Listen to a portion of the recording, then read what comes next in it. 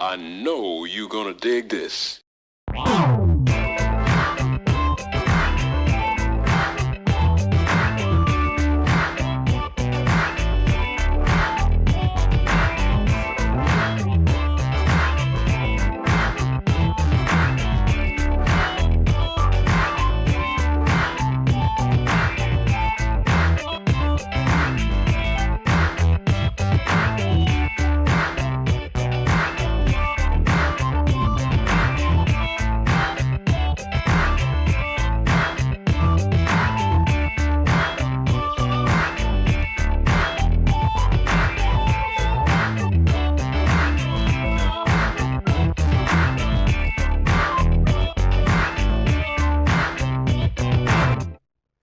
Hello, ladies and gentlemen, and welcome to the Funk Chronicles.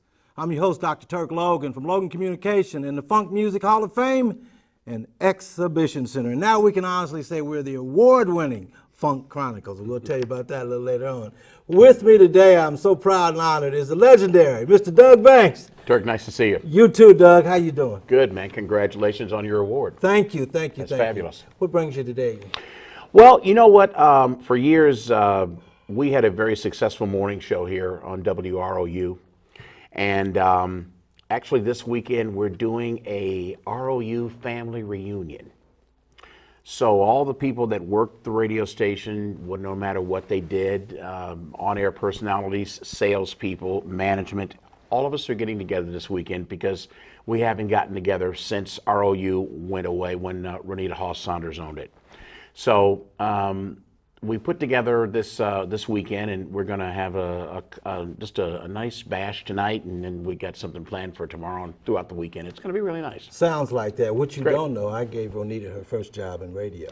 Did you really? I started her broadcast career at WDAO FM. She did talk for me on a show called Backpage. I can see that. Yeah, she did. And the funny thing about it is, the owner made it very clear to me that he didn't want any women doing talk on his radio station. I had already hired Ronita because the guy that was doing talk, Raymond Graham, when they got into women's issues, he was lost. Yeah. You know, breast cancer, things of this nature. So I needed somebody in there to balance it out. Right. And she was perfect. Yeah. And they were there for over 10 years together. Great, wonderful. Ratings were great, so, you know. Well, so, she's a great lady. I thoroughly enjoyed working for her, and it's just going to be really good to spend some time with her this Hey, weekend. we're glad to have you here. Let's talk about your early beginnings. Yeah. Now, you were born in Philadelphia. You didn't stay there very long. Born in Philadelphia, only there till I was 8 months old. Pretty much Detroit was home. Detroit. Grew up in Detroit, went to school just outside of Detroit in Southfield, Michigan, which is where I got my radio start at my high school radio station. Right. And then left there and went on to what I thought was going to be a career in law. And interesting, I was at the University of Michigan, and it was, I think it was around March, and I was in Ann Arbor, and it was cold, and it was snow on the ground, and I came home one day from a class. I'd just taken a test, and I figured I probably had not done really well on that test. Right. So I was a little bit upset about that, and I got home, and I remember listening to my answering machine. That's how old this is. They had answering machines in these days. Right. And I remember hitting the answering machine, and there was a message from a guy in California, in Los Angeles. His name was J.J. Johnson. Okay. And he ran a radio station in L.A. called K-Day. Big station. Huge station. Yeah. And he said to me, hey man, he said, my name is J.J. Johnson. I don't know you, but I've heard a tape of you, and I like what you're doing. I want to hire you to do 6 to 10 at night. And I was like, wait a minute.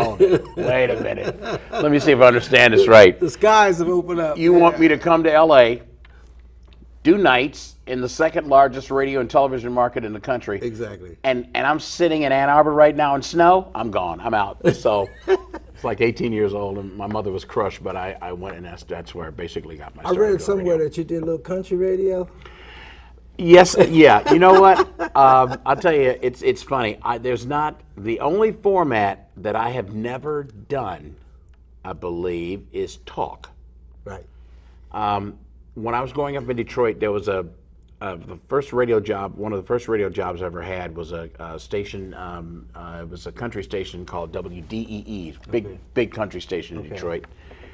And I used to work overnights, like 3 to 5 in the morning. Ooh, been there. Yeah, you know what I'm talking about. Yeah. And you know, the thing about country music in those days, all those songs, not a one of them was over 3 minutes long. So you're playing like 30 songs in an hour. It was crazy. Exactly. But man, I've done country, I've done pop, I've done R&B, obviously. I've done even beautiful music. Right. I even did that for a while. I've done it all. I've done it all. Well, you know, great career. We both have early beginnings because when I started back in 1970, my broadcast instructor was a country radio announcer at WONE here in Dayton, Ohio. Nice guy, and his last name was Ross. I asked one of our producers here if they were related, but he said no. And you had indicated that you had a big jump from Michigan, Detroit, to California. Well, there was a group out of Dayton, Ohio called Lakeside, and I'm sure you're familiar with. Sure, of course. And my friend Dick Griffey came in from Solar Records, and he signed Lakeside at the former Stouffer's down there. It's now Crown Plaza. And Dick, if you recall, Dick was a pretty big guy. He was a great man. Great man, big I guy. met him about 3 or 4 times. Former pro football player. Well, about a year later, I get a call from a radio station out in California. And here I'm in Dayton, the 49th Market. They said, look, we heard good things about your program. Come on out. And it was the station where Wolfman Jack had just retired from. Where the transmitter was in Tijuana, so you didn't have to have FCC rules. Oh man, you were on one of those stations, one of those burners. Oh boy. And the guy told me, he made it real clear to me, he said, and urban music was just starting to come in, so we weren't quite clear what urban actually was because it was new to us. And he said, look, you come with good recommendations, but you got 4 months to turn the station around. If you don't turn this around, you're going back home. I don't think I can handle this big market right now. And I came back to Dayton, Ohio. Sometimes I regret it, but a lot of times I don't. So we both had those opportunities. And so when you were in LA, how long were you there? I was in Los Angeles for the first time I was there. I've been there twice. I was in there the first time I was there for about a year. Okay. And then it was really crazy, man. There was this apartment complex right around the corner from Warner Brothers. Okay. It was in just inside of Burbank, just off the Hollywood Freeway. It was called the Oakwood Garden Apartments. Okay. And if you were in the music business, if you were doing a television show, if you were shooting a pilot, anything like that, you would go. If the movie studios, or if you were doing radio, or if you were recording an album, most studios would bring you out to these Oakwood Garden Apartments. Right. They were furnished and everything was nice. Right. So basically, you never knew who you were going to see in these apartments because, like I said, it was right around the corner from Warner Brothers. Right. I remember, I remember parking my car one night. And I was walking into my building, and walking out of my building, there was Linda Evans. Oh. And she's walking out, and I'm like, wow, because they were shooting the pilot for Dynasty. Gorgeous. Yeah, incredibly. Voluptuous. Yeah. So you would never know who you would see. Sure. One day I was walking into the apartment again, and I saw this guy, and this guy said to me, he goes, hey, he said, aren't you a DJ? And I said, yeah. And he said, what's your name? I said, Doug Banks. He said, well, I'm John Sebastian. And he had just come out from Minneapolis to run a station in Los Angeles called KHJ, legendary station, pop station. So we got to talking, and some things had happened, and some management changes had happened at K-Day, and sometimes when the stars align just right. Anyway, make a long story short, I ended up doing part-time relief for this guy, John Sebastian, at KHJ. And because in those days, KHJ was owned by RKO General, it was union. It was a union shop. Right. I worked, I think, 3 days a week and made grand theft dough. I bet. I mean, it was ridiculous money. Major league, yeah. Union, major league. Yeah. So I did that in LA, and then one day the guy came to me and he said, listen, he said, we want to start using you to go between LA and San Francisco. Our station in San Francisco is KFRC. Right. And I was like, okay, again, another legendary station in Northern California. Right. And I would go and do part-time and fill-in work in San Francisco. So they would fly me from LA up to San Francisco, put me up. I'd go in there, work for like a week or 2 or 3 days, and I'd come back to LA. It was great, and I did that for about a year and a half. Right. And then after that, I got the call to go and do afternoons in Chicago at BMX, which is now B103. Going back in that cold weather, but BMX is a great station. It was a great station. I worked for a guy by the name of Jim Maddox and Lee Michaels, and it was a wonderful experience, really good. And then I left there and went back to Northern California and worked at KDIA. And then after that, back to Chicago again in 82, right. And I stayed there till 96. Well, I had a similar experience. I flew out in the early 80s to a convention in Hollywood, and we stayed on Hollywood Boulevard, and Michael Jackson was in the hotel. And I was on the 8th floor, and the guy I flew out with, he was on the 1st floor. So I'm coming down to his room, and then we're going out to dinner. And you couldn't get on the elevator because so many kids were on the elevator. It was buzzing. So I decided to walk down from the 8th floor on the inside of the building and got stuck. I couldn't get out when I got to. I had to go back up to the 8th floor and wait for the elevator. And Michael Jackson was making all kind of noise in that hotel. There was kids running all around. And it was just a good experience being around. I didn't see him, but you knew he was there because of all the kids. Yeah. Today, we are in the process of building a funk center here in Dayton, Ohio. Long overdue. Long overdue. We want to make inroads like the Wright brothers made inroads here in Dayton, Ohio. This is the birthplace of aviation. And tell me why you think something like that is needed. Well, I think as we were talking before we went on, you are a classic example. Turk, you're a legend here. Right. A lot of people know you. A lot of people listen to you. A lot of people grew up listening to you. Well, what probably a lot of people don't realize is this is the funk capital of the world. When you sit and think about the groups and the artists that came out of not so much the state, but just this valley area, the Miami Valley. I mean, it's unbelievable. When you think about, obviously, Roger and Zapp. Right. Then you got the Ohio Players. Right. Then you got Shirley Murdoch. Then you got Lakeside. I mean, Slave. The list goes on and on and on. Right. And I think it's just really sad that this particular brand of music, funk music that we all grew up on, that continues to reinvent itself and come back over and over. You can't listen to a song today where somebody's not sampling something that's probably from the 70s. Exactly. You see? Yeah. So I think that it's long overdue, like I said before, but I think it's truly needed because people just don't understand the origin of this music. No. It didn't just come upon us. No.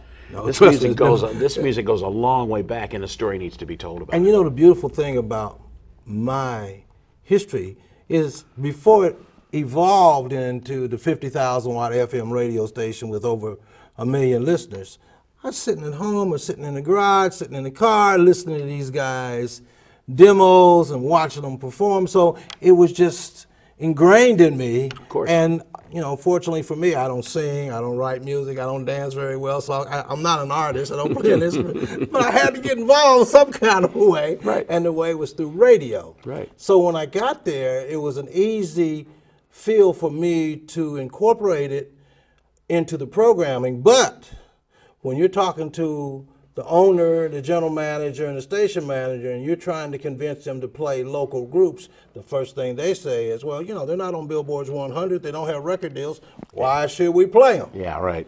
So then you have to try to do a salesman's job.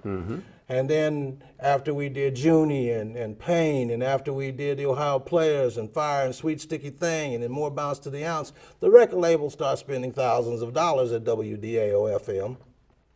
And then it was all natural then, because the man's making money with this. Right. So and it wasn't just as simple as going in and putting a record on, because nobody else would play the product in Dayton, Ohio. And it was strange because Larry Trotman and Satch and all these guys would take their records to other radio stations in Dayton, other places across the country, Chicago, big market, Frankie in New York, major market. And, Right. you know, these guys are going to be a little leery of taking a local group and playing it for whatever reason. And so it was easy for me once I convinced management that, hey, this is good music, and then, you know, the rest is history. Right. You know, when we left WDAO, we left with more gold and platinum records than anybody in the world. Came out of Dayton, Ohio. And not just the Dayton groups. I'm talking about Earth, Wind and Fire and the OJs and big groups like that. And so Dayton is a phenomenon as far as music and funk music is concerned, and you're right. We need to have some kind of legacy, some kind of place for this stuff to rest. Right, So I agree. people can come and see it. Yeah, they need to be able to see it. Not only just hear it, but to see, to understand the story, to be able to look at it and be able to, you know, look at the chronological order of how things happened with Right. this brand of music. Right. So it's very important. Well, you know, one thing that you had indicated, you were in school in the early days, but you weren't working on a degree, I'm assuming, in communication. No, not Okay, at all. you were It was thinking about completely out of going- left field. You were thinking about going into law, like you said. Right, right. Why is it important today, as compared to so many years ago, to cut a demo tape, put your resume together, and send it in, along with your degree? Well, I think basically, you know, the music business as we know it, and when I say as we know it, I'm going back 30 years, 40 years. It was so much different than it is today. right. The landscape of what we see today in music is nothing like what it was. Right. You know, it was nothing for a record company to go ahead and they took care of their artist. They took care of them from their lodging to them going into a studio, and you're budgeted. We're going to budget $1 million for this album. Well, we're over that budget. Okay, no problem. No problem. We'll make it up on the back end. Those days are long gone. Right. That's why I think we have a problem now with music, because you have so many guys who have one hit, and that's it.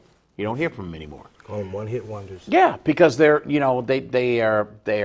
caught up in this vacuum, so to speak. And what happens is, you know, what a lot of people don't realize is nowadays record companies are not run by just CEOs. Record companies, most of them are run now by big, huge corporations. Right.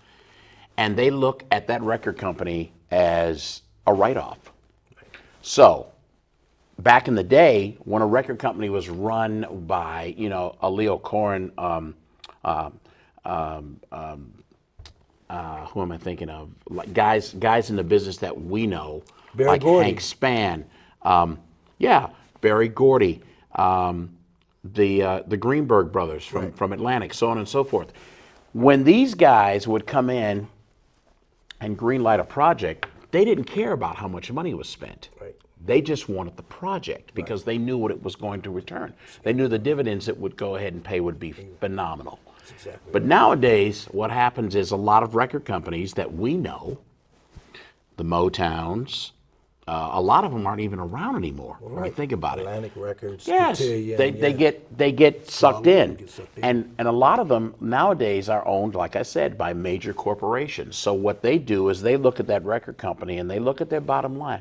Well, what are you bringing in? What are you making? You can trim here, you can trim here. So a guy comes in, and a guy's got he's got a great sound. A record company signs him. Okay, great. All right. Now he's going to go in the studio and start working on an album. Well, what a lot of guys don't realize is every dime that you spend on that album, some way, somehow, when it comes to your profits at the end, They're going to pay the record company. they back. pay them first. That's right. Record company gets paid first. That's exactly. And it's Because in the they put all it's that in money the, out. It's in the contract. Yeah. Yeah. Read the contract. Right. So that's why you see a lot of guys nowadays, you know, they got one hit and then you don't hear from them anymore. Because it's just not the same. It's called show business, and we try to get people that want to be in the business to understand the business, because too many of us want to be on stage and want to be out there and don't understand it is a business. Right. And the other thing too, we don't have, you know, this is something that really bugs me. And personally, I play the music. My audience is they say it's 25 to 40, Right. Which I like, because the people who grew up listening to me when I played when I was in an 18 to 34 demo, which is a younger end demo, those people now have grown older. Sure. And Listen, I've got nothing against hip hop. I got nothing against rap. Some of it is a little bit ridiculous. Some of it is a little bit too hard, too edgy. But the thing about the music I play every day is it's singing. We don't have R&B singers anymore, man. Hey, I had my PhD on challenging the gangster rappers. That's how I got my doctorate. Violent music makes violent kids. Of course. And have done research and still doing research 20 years later. And we could talk about that all day. July 1977. I'm programming WDAO-FM. I'm sitting in my office, and a guy that I'm sure you know by the name of Richard Mack from CBS Records. Oh, of course. Called me up. He said, Turkey, how would you like to go to London? I'm like, London where? He said, London, England. I said, well, what about payola? He said, you don't have to worry about it. We talked to our attorneys, and our attorneys have worked everything. You ain't going to see no money. So you don't have to. So I go back and talk to my general managers. I got a trip to London. He said, London where? I said, London, England. He said, what about payola? I said, well, they tell me that they got the attorneys have everything worked out. The next week, I'm on a plane, flying to London, England. And guess, for the CBS Record Convention. Now, this was before Sony bought them out. Yeah. And guess who was in London, England? There was a group from Dayton, Ohio called Heatwave. Okay. Yeah. And my dear, dear friend, Johnny Wilder Jr. Yeah. So we spent time together in London after we spent time together in the projects growing up. Now he's in the military. He's got this great group called Heatwave in London, England. He and Rod Temperton doing their thing. And in 1979, they come back to Dayton, Ohio, and unfortunately he had a bad accident here in Dayton, Ohio, which severed his spine.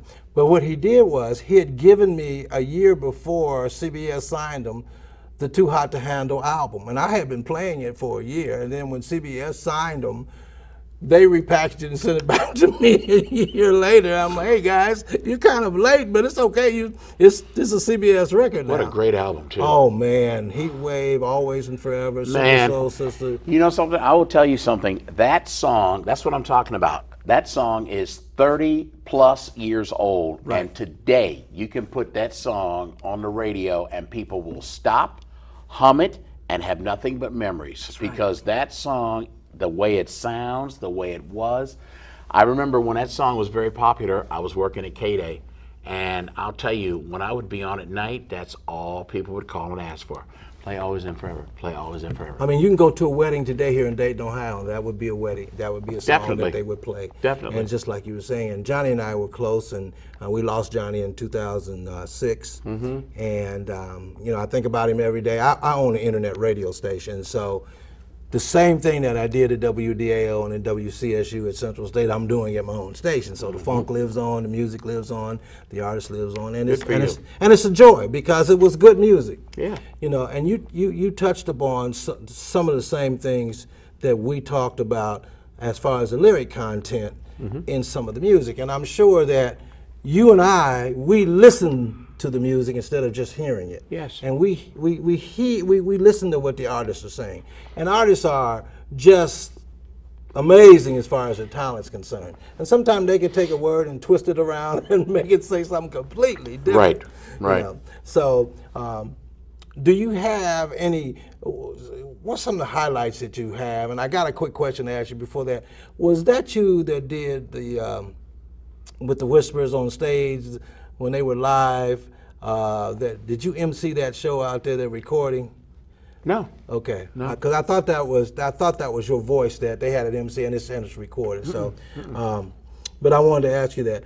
What's some of your highlights that you can remember being in this business for many years? Oh my goodness. Well, you know, I'll tell you one funny story. I used to do, when I did mornings in Chicago, they would bring up guests, and I always remember I had a massive crush on Jody Watley. Right. Loved her, absolutely loved her. She's not hard to love. And she's a gorgeous woman. And she, they brought her in for an interview. Right. And 2-3 days leading up to it, they came to me and they said, "Listen, Jody Watley's going to stop by." This is when she had gone out and she was doing her stuff on her own. Right. Well, I normally didn't get flustered by people at all, but when she was coming in, I got flustered. I mean, really bad. I mean, like, you know, I made a bit out of it on the air because leading up to it 2-3 days. I went out, I made sure we had roses in the studio. Right. I went out, got it. And she comes in that morning, and I am just all thumbs. We did the interview. She actually said to me after the interview, we ended up having lunch, and she invited me to lunch. I couldn't even eat. It was she just knocked me out. I just absolutely loved her. But the really funny thing about it was, as we were leaving the studio, we went outside of the studio to take pictures, and I realized that as we were done with the pictures, she's walking off with her people, and I went back to get in the studio. Door's locked. Mm-hmm.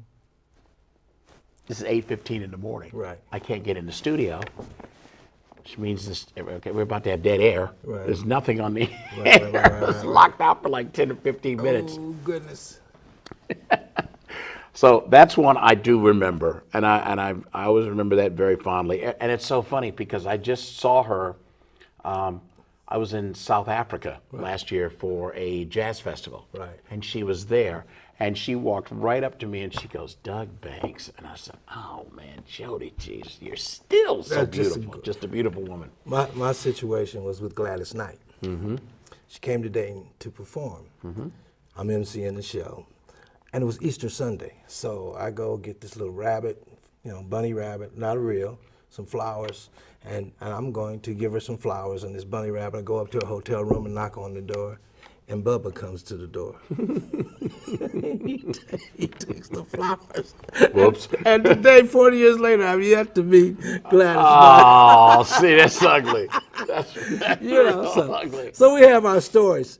Let's go back to the importance of the Funk Center. Sure. Because this is going to be something that's going to be legendary. I expect, and I'll go out on a branch, not a limb, a branch, and say, I can see Doug Banks being inducted into the Hall of Fame at some point in time as this gets up. Mm-hmm. You're a legendary broadcaster, you're worldly, you've been all over the country. People love you all over wherever market you go into, and I can see at some point in time you being inducted. Let's talk about some of the groups besides the Ohio Players and Roger, because there's one guy that comes to mind that actually was not from Dayton, Ohio, was two. And you know both of them. You probably worked with both of them. And I'll tell you a funny story. One is Sly Stone. Okay, of course. I've emceed 4 shows with Sly Stone over the year and never seen him perform. He's never come out the dressing room. Oh, jeez. Well, he did have that rep. But then there's James Brown. Oh, amazing. Amazing. And worked with this guy many times. Very, very technical about his practice and his performances. And he proved that on stage for many, many years. Mm-hmm. And these are the guys that brought a lot of the funk into the country. George Clinton had brought a lot of funk into the country, even before we got started at WDAO back in the late 60s and early 70s. What's your experience with some of the guys like? Well, George Clinton in particular is a very good friend of mine. We ironically enough, when I used to work in Chicago, my mother lived in Detroit. Right. So lots of times on weekends, I would take that drive across 94 and drive up to Detroit to see her, spend some time with her. Right. And inevitably, on the way back to Chicago, I would stop off in a little town just outside of Kalamazoo, because George had a farm there. Okay. And he owned about 200 acres, right? And I used to get the biggest kick out of it because he had a golf cart, and the golf cart was designed to look like Sir Nose. That would be George. That would be George, right? So now if you can picture this little maybe one light town in southeastern Michigan. Right.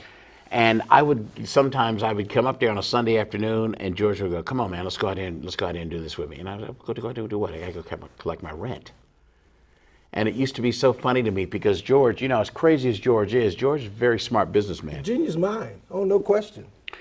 I can't tell you how funny it was for us to drive up to people's homes in this Sir Nose devoid of funk golf cart, and George would be in his combat gear with 19 different colors of hair. Right. But he was always right there at the door. Getting his They were money. always like, "Hello, Mr. Clinton," and he's like, "How y'all doing? Everything good? Everything good? Everything? Can I do anything? Can I do anything? No, sir. Everything is fine. All right, guy. I'll see you next month." And they collect that money. So he had tenants living on his land. Yes, yeah. He leased out his land. Exactly right. So one weekend I remember coming through there, and I called him and I said, "Hey man, I'm on the way back to Chicago." He said, "Come on up here. I got somebody I want you to meet." I said, "Okay, fine." So I drove in. My girlfriend and I drove in there, and sure enough, there was Sly. Right. Sly had gone up there and just posted up and been up there talking about he was going to come in there for 2-3 days. I said, "George, how long has he been here?" He said, Month, 2, 3. 2 months. He'd been there for 2 months. That's Sly. And it was just in there. And you know, they would, because George had a studio on his property, and I watched them go back there and just sit down and just turn the tape on and go. It's just amazing stuff. Ladies and gentlemen, you are watching the Funk Chronicles with your host, Dr. Turk Logan, and the legendary Mr. Doug Banks. Now, Doug, you're in town, and you had mentioned it earlier in the program. What can we expect? This is open to the public, correct? This is is an anniversary, and it's here in Dayton, Ohio for WROU. Yes. And, Ronita was who is also in the Broadcasters Hall of Fame with some of the rest of us, and she was the first. One of the first black females, if not the first black female in Dayton, Ohio, to own the radio station. Well, you know what? I'll take it one step further than that. I was actually telling a friend of mine earlier this afternoon. I've been very, very lucky. My career has been I've been very blessed in this career. Correct. But when I first started doing the morning show for the ABC radio network, we went around and started getting me on stations. I'm very lucky because I had a great opportunity to work for 3 of what I consider to be 3 really, really talented females who were in the broadcasting business. Okay. One was a lady in Sacramento. Her name was Paula. I can't remember her last name. There was another lady in Little Rock. Her name was Loretta Lieber. Okay. And then there was Ronita Haas-Saunders. Right. And these 3 women were pioneers when it came out, outside of Kathy Hughes, but Kathy Hughes on a whole nother level. Right. When it came to doing local radio, and the fact that these 3 women busted their tails to get these radio stations up and running, I'm very, very pleased and very lucky to be able to say that at one point I worked for all 3 of these women, and it was really, really cool. Talking about Kathy Hughes, some years ago I was with the president of Central State, and we were traveling. We were in Washington, and we were over at Howard University. They've got that great radio station that you've been associated HUR. with. HUR. No, we're on HUR. Right, and we're sitting there talking to the president of Howard, and he brags. He says, "It's me, the president of Central State, and the president of Howard." He says, "We're responsible for the quiet storm. We have Kathy Hughes." And I kind of sit there and said, "Not quite, Mr. President." And so my president looks and says, "Oh, Lord, here Turk goes again." I said, "Let me give you a bit of history." I said, when Kathy was an undergrad here at Howard University, she and a few other students back in 1973 flew into Dayton, Ohio, and they called me. I was in the all-night show at WDAO doing the Quiet Storm. And they said they were in town and they were college students, and I was excited to have a bunch of college students listen to my station from Washington, D.C. And they taped the program and they took that back to D.C. HUR or whatever station they were on, their campus station, because they have a campus station there as well. And that's where your Quiet Storm came from. I said it actually came out of Dayton in 1971, and you can take credit for it in 1973. so we walked down to that president. I got chewed up one side. I bet. President, man, who you think you are? That's President Howard. So I'm just giving a bit of his history, just kind of straightening him out. You never know who you're talking to. You never know who you're talking. I was in the John H.'s office one time with the president, and we were talking. And have you ever talked to John H.? John H. Johnson? Yeah. Oh yeah, great man. Great man, and you can envision his office. And ladies and gentlemen, this man's office was a house. He lived in his office, literally lived in his office. Right. And I said, with that high voice. With that high voice.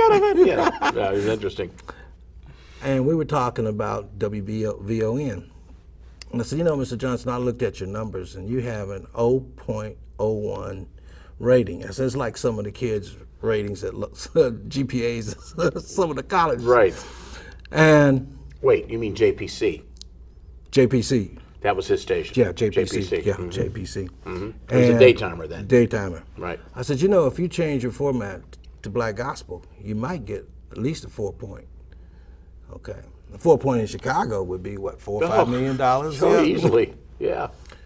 So I get out of Mr. Johnson's office. I get chewed out again. That's the richest black man in the world. Who do you think? You know what? I'll tell you a funny story about Mr. Johnson. He, of course, you know, the great thing, I always said he was, when it came to JPC, he was an amazing marketing person. Johnson because Publishing Company. Yeah, because you would look in the jet and you would see that radio station with pictures every week. You would think JPC was the biggest station in Chicago. That's exactly right. And when they launched the Ebony Jet Showcase, the TV show, Right. Tom Joyner at the time wanted to be the host. Right. And he made a deal with Mr. Johnson that if he could beat one of the two FMs in the morning in Chicago, be either BMX or GCI, he would become the host of the Ebony Jet Showcase. Well, Mr. Johnson took that bet because he was like, there's no way in the world my little daytimer is going to beat these two big FM powerhouses, you know, huge stations. Huge station. And lo and behold, the fall numbers come out that year, and Tom had beaten BMX, I think, by 1/10 of a point. And of course, he went on to become the host of the Ebony, in its early inception, he was the host of the Ebony Jet Showcase, and that's how he got there. I had mentioned VON, another major league station in Chicago. Sure. E. Rodney Jones, Herb Kent.